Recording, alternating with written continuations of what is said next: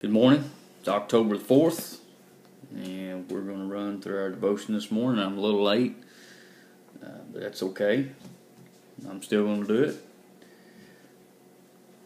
God is a forgiver. Ephesians chapter 2, verse 8 says, For by grace are ye saved through the faith, that not of yourself, it is a gift of God.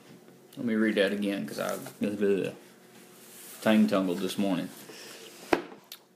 For by grace are you saved through faith, and that not of yourself, it is the gift of God. Our devotion this morning says, the voices of a raging crowd combined with the wailing sobs of a young woman were so intense it would make your blood curl. She had been caught in the act of adultery. The religious leaders dragged her through the streets to display her shame. Fear pierced her heart as reality began to make itself clear.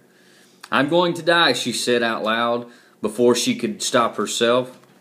Her words turned to screams as they dragged her by the hair and punched her in the face repeatedly. They reached the temple court where Jesus and his disciples were gathered. This woman, this piece of pulverized, broken flesh, was thrown at the feet of Jesus. The crowd gathered stones, sharp, heavy rocks that could kill. Jesus crouched down, and with his hands of the Creator, he began to write in the sand. The Bible doesn't tell us what Jesus wrote, but I believe it could have been like this. I have come to bear your griefs and to carry your sorrows, to lift your infirmities and to wear your guilt. I have come to die so you might live. Dear God, thank you for your constant compassion towards me. You have never ceased to forgive and never ceased to amaze me. Today, cause me to understand that you will come to where I am and that you will get down in the dirt of my life and get me out. And that you are not afraid to get in this mess so that I can get the message.